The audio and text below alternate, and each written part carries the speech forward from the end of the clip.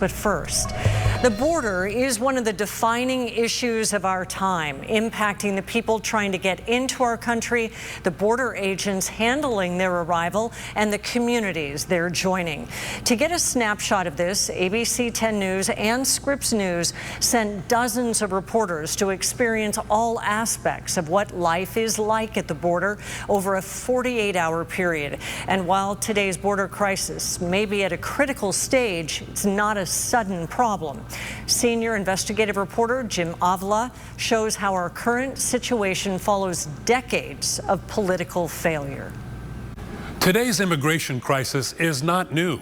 Authorities at the border have been struggling for decades to fix staffing, funding, technology, and policy. But many believe Congress is more interested in using the issue for politics than solving the problem with a comprehensive immigration reform plan. The immigration system is broken. Nearly everyone agrees.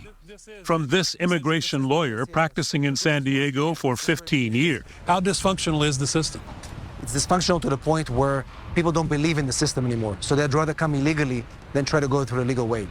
To the President Emeritus of the National Association of Immigration Judges, 35 years on the bench. There is basically no viable legal way for people to come to the United States anymore. To even the Border Patrol agents who are on the front lines of this crumbling system. You're absolutely right.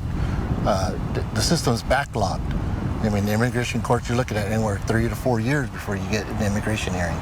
Congress has failed to reform the outdated immigration laws for 25 years. In 2001, efforts by President George W. Bush to establish a guest worker program and a path to citizenship were derailed by the September 11th terror attacks. Attempts by Senators John McCain and Ted Kennedy in 2005 never made it to a vote. And in 2007, Senate Majority Leader Harry Reid floated a compromise bill that included a path to citizenship, work visas, and funding for border fences. It never got out of the Senate.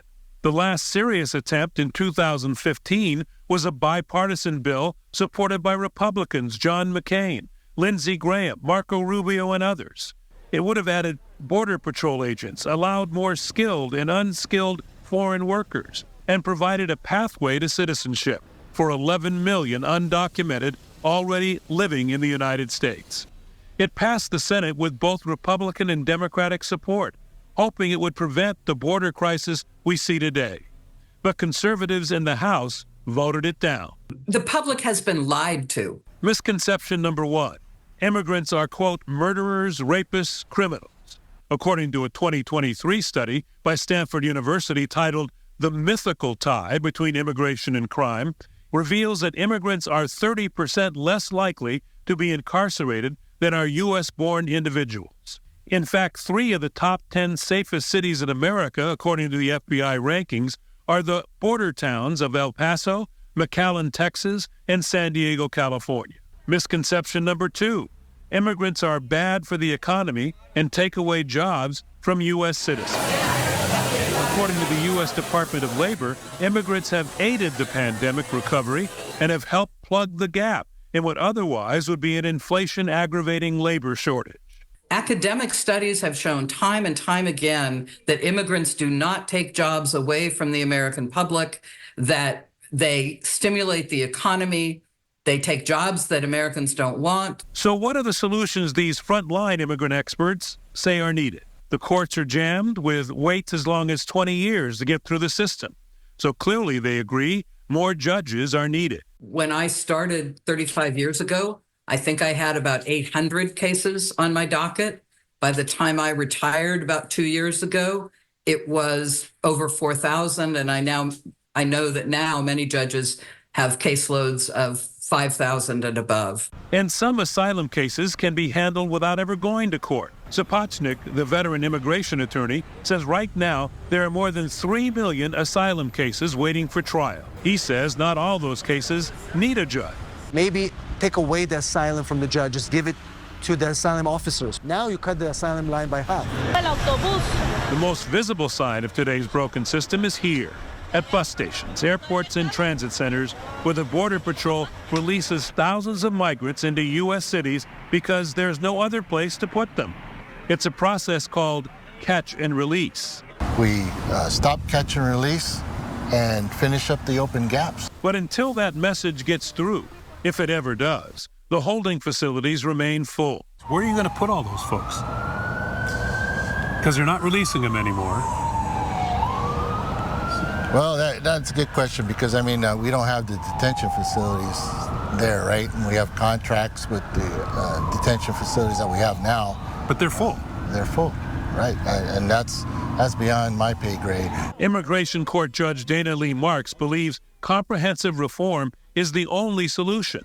Provide legal ways to immigrate here, streamline the system, offer a pathway to citizenship, allow asylum seekers the dignity of a timely court appearance, and end the demonization of those coming to America to escape the wars, persecutions, and dictators of their home countries. There is no legal way, and the public has been horribly misled by the publicity and the political opportunism of using immigration as a political bargaining chip. Restrictionists have closed the legal doors as well as treated people who don't have legal status much more harshly. Those in the front lines believe there are solutions to fix the admitted broken system, but Congress has only complained and for decades taken little action.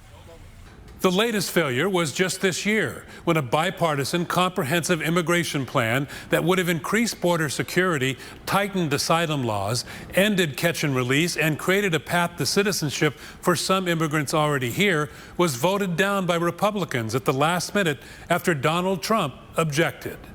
Jim Avila, ABC 10 News.